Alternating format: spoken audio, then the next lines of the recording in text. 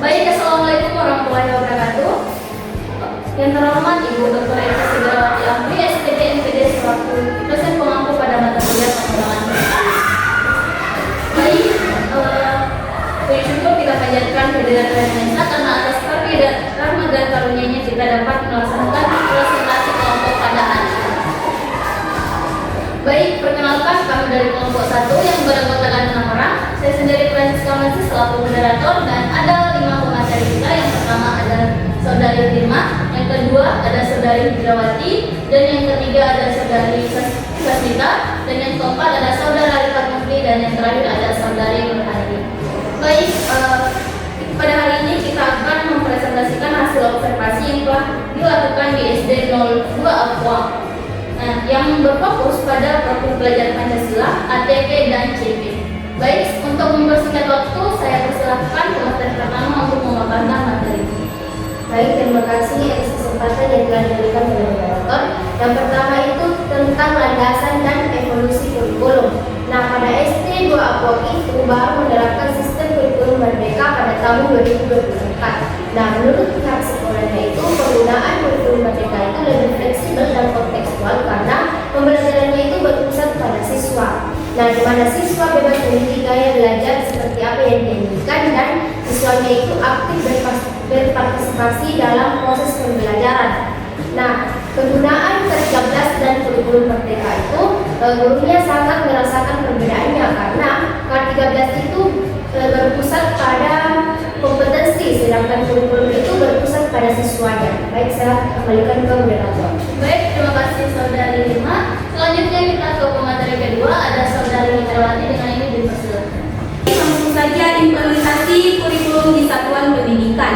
Guru di SD Negeri 2 Aqua bekerja sama dengan guru lain untuk menyusun capaian pembelajaran, alur tujuan pembelajaran, dan modul ajar dengan mengikuti acuan yang sudah disediakan oleh Kemendikbudristek, namun tetap menyesuaikan dengan kebutuhan di lingkungan sekolah dan kemampuan peserta didik. Namun guru-guru di sekolah tersebut masih menghadapi kendala dalam penyusunan alur capaian pembelajaran, alur tujuan pembelajaran, dan modul ajar karena mereka masih kurang mendapatkan pelatihan, jadi mereka hanya mengandalkan media sosial untuk belajar mandiri secara otodidak. Baik, saya kembalikan ke moderator. Baik, terima kasih Saudari Hidra. Selanjutnya pemateri ketiga ada Saudari Sasmita. Saya persilakan. Baik, selanjutnya adalah prinsip penerapan kurikulum. Nah, pada SD Negeri nomor 2 Aqua ini menggunakan pembelajaran yang berpusat pada siswa atau student center learning, yang dimana pembelajarannya itu lebih interaktif dengan menggunakan pembelajaran berbasis proyek atau kerja kelompok.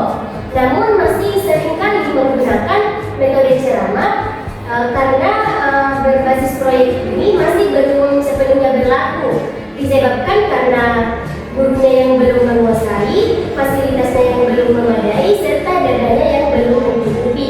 Nah, meskipun student center ini sudah berlaku, tetapi sistemnya belum terlalu maksimal.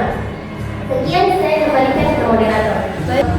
Baik, terima kasih kepada Saudari Sasmita. Selanjutnya saya persilakan kepada pemateri keempat, yaitu Saudari Rifat Mufti. Saya persilakan.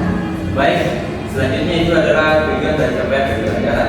Dalam buku pengembangan kurikulum, rekayasa pedagogik dalam pembelajaran, menurut Uno dan kawan-kawan menjelaskan bahwa tujuan pembelajaran merupakan turunan operasional dari tujuan kurikulum yang berfungsi sebagai arah dan tolak ukur pencapaian kompetensi.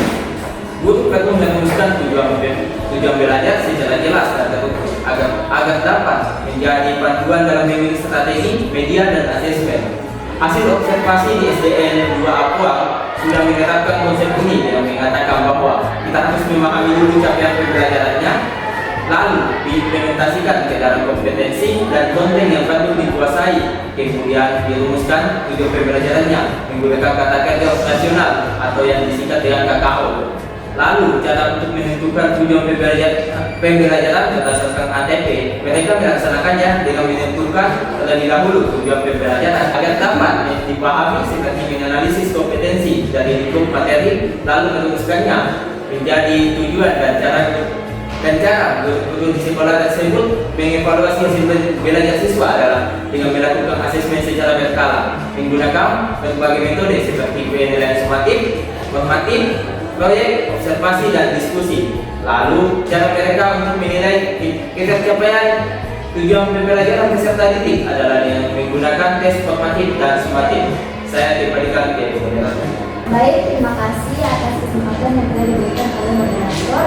Langsung saja kesimpulannya, yaitu berdasarkan hasil observasi dan pembahasan dapat disimpulkan bahwa SD 02 Apoang berada pada tahap awal implementasi kurikulum merdeka yang dimulai pada tahun 2024. Pihak sekolah memandang kurikulum ini secara positif karena dianggap lebih fleksibel, kontekstual, dan berpusat pada siswa. Dalam praktiknya, guru-guru telah menunjukkan pemahaman konseptual yang baik dalam hal perencanaan dan asesmen. Mereka berkolaborasi menyusun CP, APP, dan modul ajar, serta telah menerapkan asesmen yang variatif seperti formatif, sumatif, dan proyek observasi. Nah, itu mengevaluasi hasil belajar di berbagai ranah. Meskipun demikian, implementasi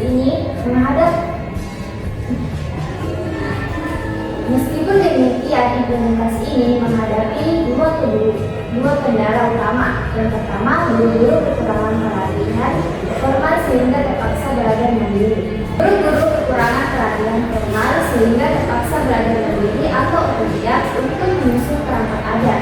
Kedua, penerapan pembelajaran yang berpusat pada siswa, khususnya pembelajaran berbasis proyek, belum berjalan maksimal dan masih sering diselingi metode ceramah. Hal ini disebabkan oleh kombinasi faktor, yakni penguasaan guru terhadap metode SDLY, yakni penguasaan guru terhadap metode SDL yang belum memadai, fasilitas sekolah yang belum mendukung, dan keterbatasan dana. Selanjutnya saya persilakan ke moderator. Baik, itu tadi hasil observasi dari kelompok kami. Terima kasih. Saya Francisca Mercy selaku moderator. Pamit undur diri. Assalamualaikum warahmatullahi wabarakatuh.